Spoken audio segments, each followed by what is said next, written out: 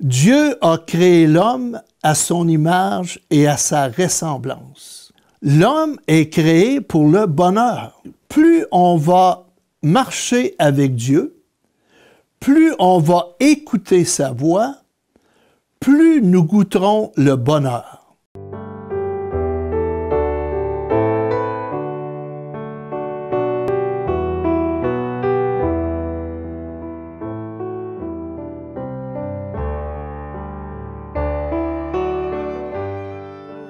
Alors bonjour les choisis de Jésus.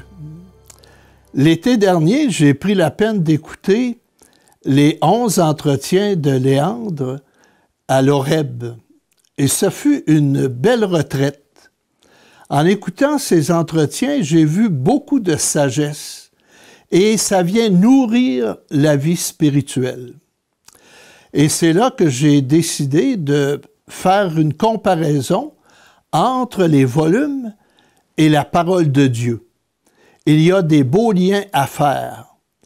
Et c'est ce que je vais vous partager dans les prochaines émissions.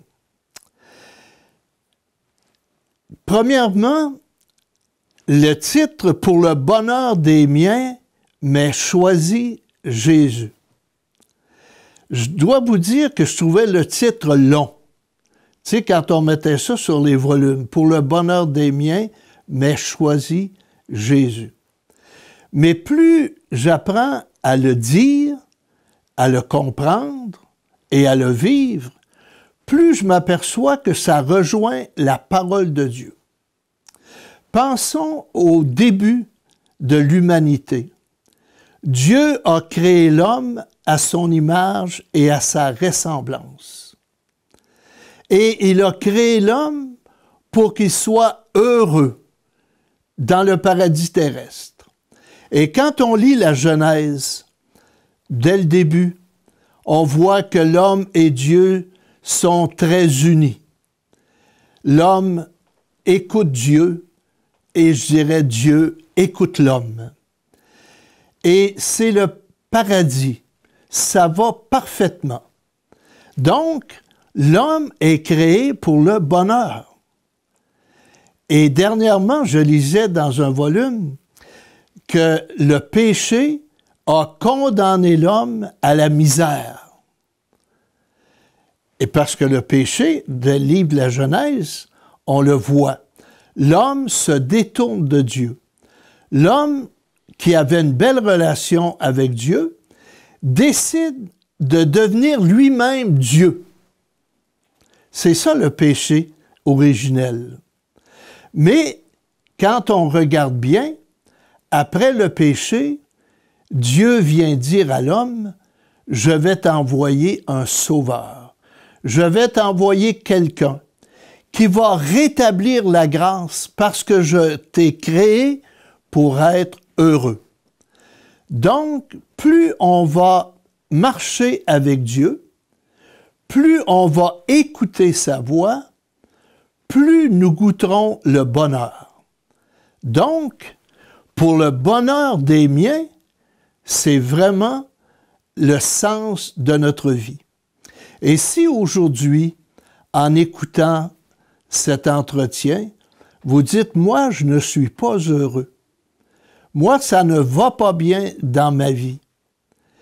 Et donc, est-ce que ton union à Dieu est de plus en plus intense? Je parlais dernièrement à un monsieur qui n'allait pas bien et je lui ai demandé, est-ce que tu vas à la messe? Parce que l'Eucharistie, c'est au cœur de notre vie. L'Eucharistie, c'est le cœur et le sommet de la vie chrétienne. Et il m'a dit, j'ai pas le temps, j'ai trop de travail.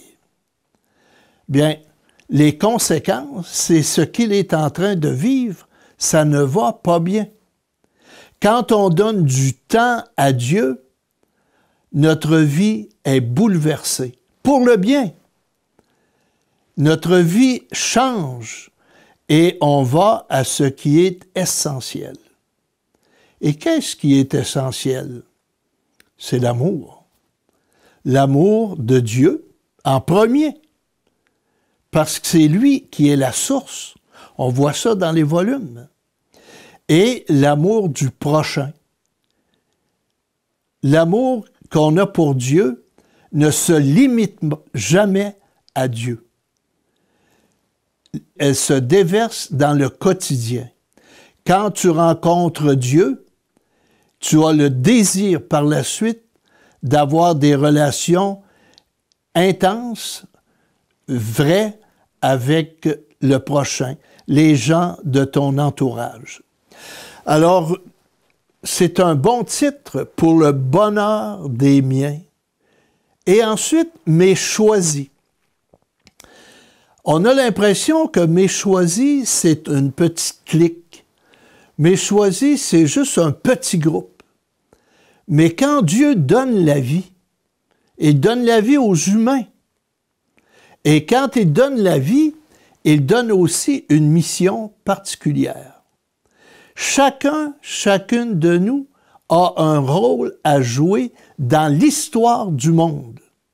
Il n'y a personne qui vient au monde et on dit, ben lui, il servira à rien. Ou elle ne servira à rien. Jamais. Quand Dieu crée, il a un projet. Donc, nous sommes tous et toutes des choisis. Et c'est ce que nous présentent les volumes. Et quand on prend ce rôle-là au sérieux, on veut que notre vie ait du sens. Et c'est valorisant de savoir que j'ai un rôle à jouer dans le monde. Mais on n'a pas tous le même rôle. Il y en a qui ont des rôles plus importants, d'autres moins importants, mais essentiels. Je dirais que c'est comme dans la construction d'une maison. Et Saint Pierre nous en parle. Nous sommes des briques, nous sommes dans la construction de l'Église, la construction du monde. Et enlève une brique dans un mur, ça va continuer. Enlève 2 briques, 3 briques, à un moment donné, ça s'écroule.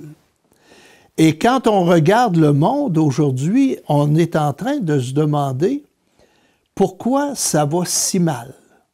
Parce que ça ne va pas bien. Quand on regarde les guerres, les confrontations, la haine, des coups de fusil dans pleine rue, à Montréal, dans notre région. Quand on regarde en Afrique, j'écoute les nouvelles de l'Afrique, et puis on voit des dizaines, plusieurs personnes se faire tuer. On entre dans une maison, puis on tue tout le monde. Et qu'est-ce qu'il y a? C'est qu'il y a dans le cœur de l'homme de la haine. Et quand il y a de la haine, et que cette haine est nourrie, on est prêt à n'importe quoi. Donc, si tu veux être heureux, et si tu prends conscience que tu es choisi de Dieu, tu as le désir de faire le bien. Et tu es animé de l'intérieur par Dieu. Donc, ce que Dieu nous dit dès le début de la création, c'est « Faisons l'homme à notre image, selon notre ressemblance. » Et il nous donne la création. Nous sommes les maîtres de la création. Et on voit aujourd'hui des mouvements pour protéger la création, faire attention à l'écologie.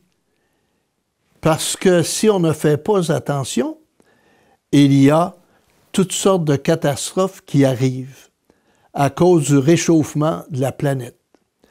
Dieu nous a donné une création merveilleuse.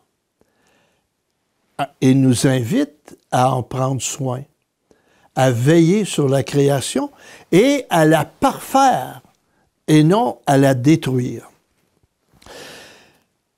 Quand on veut être heureux, donc on marche avec Dieu. Quand on est des choisis de Dieu, on a à se demander quel est mon rôle dans le monde? Une réflexion. Et c'est pour ça qu'il y a les volumes qui viennent nous dire comment causer avec Dieu, comment parler avec Dieu, comment nous unir à Dieu. Et quand on écoute ce que Dieu dit, puis on peut l'entendre, eh bien, on a un chemin de lumière, un chemin de bonheur. Et qui nous appelle? C'est Jésus. C'est le modèle par excellence. Un homme heureux malgré toutes les difficultés qu'il a rencontrées. Lui, le Fils de Dieu, est venu nous dire combien Dieu est amour. Et combien lui a été rejeté, bafoué, maltraité et même tué. Nous avons tout ça dans la parole de Dieu. Ce que Jésus vient nous dire, si tu marches avec moi, tu vas rencontrer dans ta vie des épreuves, des difficultés, mais je suis avec toi. Je marche avec toi. Je suis à tes côtés et même à l'intérieur de toi. Je vais t'inspirer. Je vais t'animer. Alors, le début de la parole de Dieu est pleine d'espérance. Et ça, malgré le péché. Les pessimistes disent à cause du péché, on est condamné à la mort.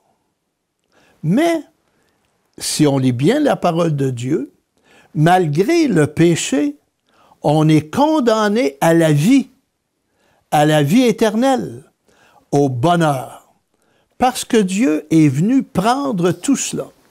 Et c'est pour ça que c'est important de donner nos péchés, nos misères à Dieu, à Jésus. Parce qu'il prend nos péchés et les transforme en grâce et en bienfait.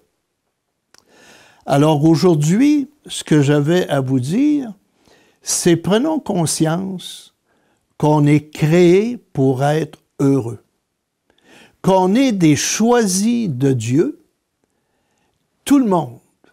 Il n'y a personne qui n'est pas choisi. Et choisi, c'est un coup de cœur. Tu sais, quand tu vas à l'épicerie et puis tu regardes tout ce qu'il y a, à un moment donné, tu es devant le comptoir des pommes et tu vas choisir des pommes. Un coup de cœur. Tu regardes les pommes, tu prends une, tu en prends une autre, tu prends pas... C'est que tu fais un choix. Et quand tu fais un choix, il y a quelque chose qui se passe dans ton cœur. Donc, quand Dieu nous choisit, il a un coup de cœur pour nous. J'aimerais terminer cette première rencontre avec une belle histoire de Raymond Devost. Raymond Devost, c'est un homme qui faisait de l'humour en France. Et un humour perspicace, vraiment intéressante. Et ça rejoint ce que Dieu, le projet de Dieu. Dieu a créé l'homme. Et Raymond Devos dit, Dieu a créé l'homme à genoux. Il s'est agenouillé pour créer l'homme. Parce qu'il l'a façonné avec de la glaise, il avait de la poussière et de l'eau. Il l'a façonné avec amour. Ça a été un coup de cœur. Et il a mis son souffle. Ce que Raymond Devos se dit, c'est que cette création de l'homme, eh bien, était faite pour le bonheur. Je vous raconte ce qu'il dit. J'ai eu la chance de rencontrer Dieu juste à un moment où je doutais de lui. Dans un petit village de Lozère, abandonné des hommes. il n'y avait plus personne. Et en passant devant la vieille église, poussé par je ne sais quel instinct, j'ai vu une lumière intense, insoutenable. C'était Dieu. Dieu qui priait. Je me suis dit, qui prie-t-il? Il ne se prie pas lui-même, pas lui, pas Dieu. Non, mais il priait l'homme. Il me priait moi. Il doutait de moi comme j'avais douté de lui. Il disait, « Ô homme, si tu existes, un signe de toi. » J'ai dit, « Mon Dieu, je suis là. » Il m'a dit, « Miracle, une humaine apparition. » J'ai dit, « Mais, mon Dieu, comment pouvez-vous douter de l'homme, puisque c'est vous qui l'avez créé? » Il me répondit, « Oui, mais il y a si longtemps que je n'en ai pas vu dans mon Église. Je me demandais si ça n'était pas une vue de l'esprit. » Il m'a dit, « Oui, je vais pouvoir leur dire là-haut, l'homme existe, je l'ai rencontré. » Alors, chers amis, cette petite citation de Raymond DeVos, alors qu'il était dans le doute, Dieu existe-t-il? C'est souvent une question qu'on se pose. Et combien de gens se la posent? Est-ce vrai? Est-ce que Dieu est là? On nous dit que Dieu est proche de nous. Je ne le sens pas, je ne le vois pas. Mais c'est en cheminant, en marchant, en nous tournant vers lui, qu'on va le rencontrer. Il faut persévérer. C'est l'enseignement de la parole de Dieu. Celui qui va persévérer jusqu'au bout aura la récompense. Et quand on lit les volumes, c'est ce qui nous est demandé.